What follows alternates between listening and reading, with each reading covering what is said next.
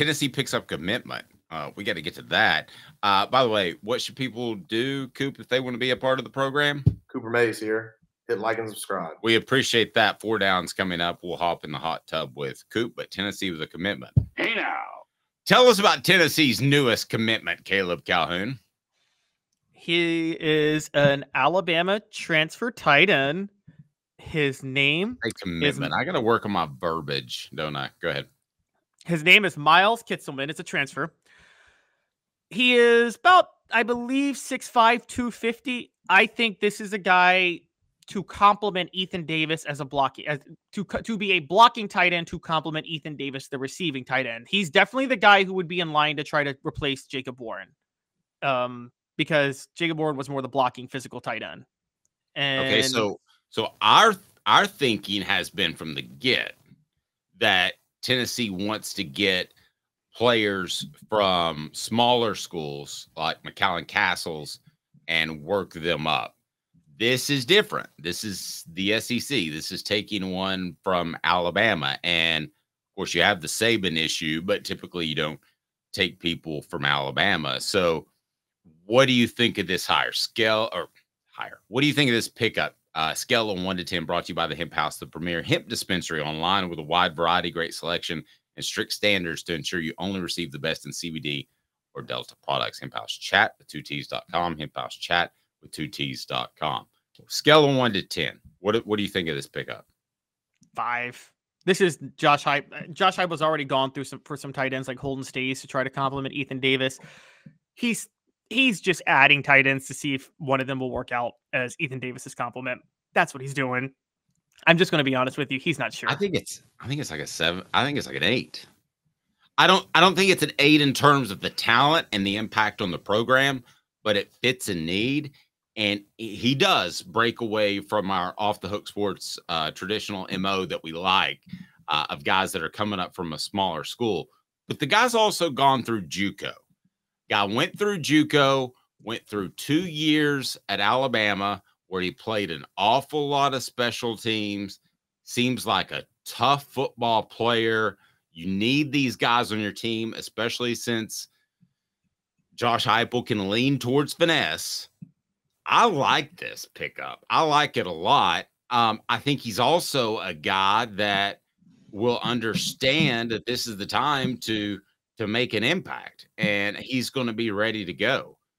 It's different from our usual MO, but I really think it's like an 8, just as far as fitting what they do. It's not like last year when they picked up Keenan Pili or any of those guys in that much vaunted transfer class of last year, but I think it's a big one, and I was surprised you weren't as high on it.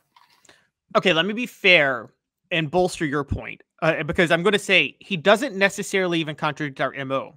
Our MO is if you come from another high-profile program that's rolling. But if you're at a program that should be high-profile, but for some reason they're taking a step back, either you're at Oregon State and they're going to a group and they're no longer going to be Power 5, or you're at a school where there's a coach on the hot seat, or you're at a school that just lost its coach, which would be Alabama, then that's the exception to the rule of our MO, isn't it? At that point? Yeah. Yes. So that's when we like. It's not like Dante Thornton, who was at Oregon. Oregon was rolling as a program, and Thornton still decided to transfer. Or Andre Carrick, Texas was rolling as a program, and he still decided to transfer. Then you ask questions. That's not this. Alabama's coach Nick Saban stepped down. They lost their offensive coordinator. Fine, players in the portal. I'm not high on it because I'm like, what? Josh Heupel has other needs right now, and there is the how much do you spend NIL money on, and why are you spending extra NIL money on another tight end when you've picked up a commitment? You've got a transfer in Notre Dame.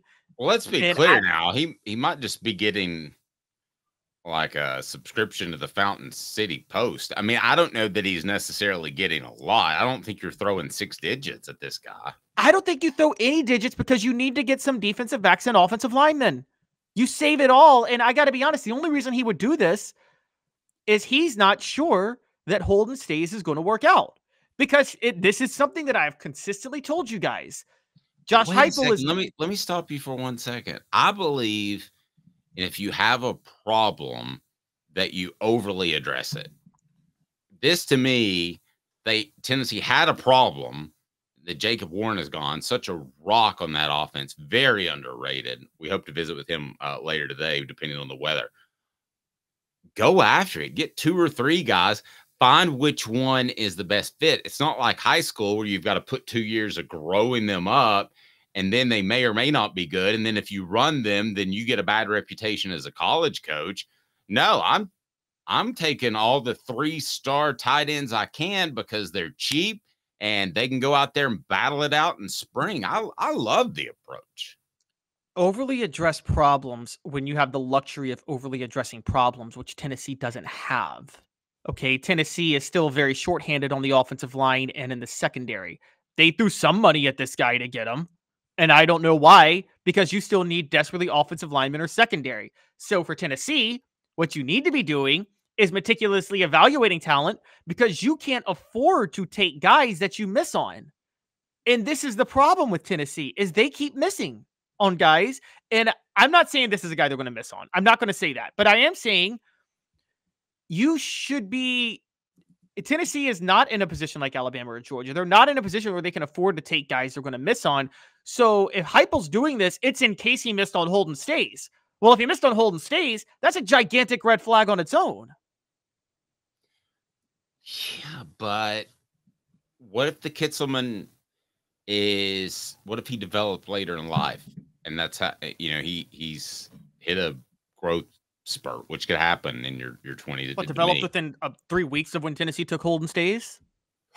not 3 weeks. But what if they see something they like him about him? Again, you're not going out and getting another Nico and spending $8 million. So I like the pickup. I mean, I would rather have 3 decent tight ends.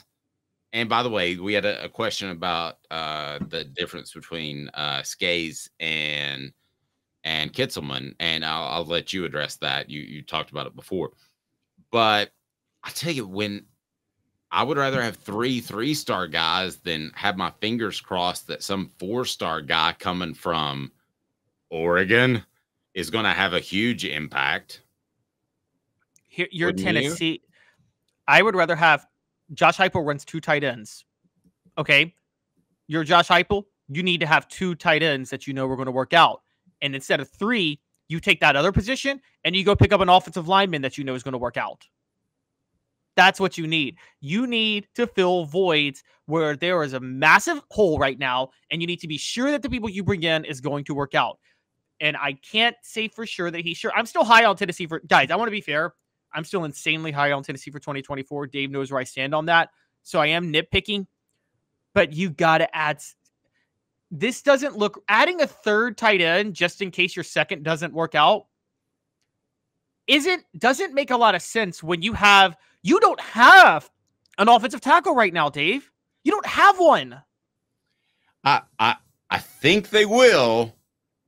I think they will. And I think he's a younger guy. Let's remember that Josh Heupel likes to kind of hold people for their debut. We barely knew who Jalen Hyatt was before he exploded on the scene. Some of that was his work. Some of that was, Tennessee doesn't play a lot of people depth-wise. I like the pickup. I think it's solid. I think you over-address the position if you're not able to get the guy that maybe you really want. But I think Holden Stays from Notre Dame is a guy they really wanted. I mean, he's still a 4-star prospect considered as a transfer. I mean, my prediction is Holden Stays shows up and he's the complement to Ethan Davis, or maybe more, maybe catches the ball and Ethan Davis needs a little bit longer to grow. And then Miles Kitselman is there to pick up snaps when he can. So I like it, especially at a position I don't think you had to spend a ton of money at. Now, if you would have told me that Tennessee went out and got a backup quarterback and it was reported that you got $8 million a year and there's all these other issues and there's the Alabama guys coming out of the portal and there's the Michigan guys that could come out of the portal if Harbaugh leaves, then I'm like, this is the dumbest move ever. But I don't think we're in that situation. Will you be on my side if Tennessee does not add another offensive lineman in the transfer portal? That's fair. I think they will. I would tell you that they are placing all of their marbles in one basket, and that's the young guys that they have that I'll tell you more about as the week rolls on. But yes, I would say that's fair.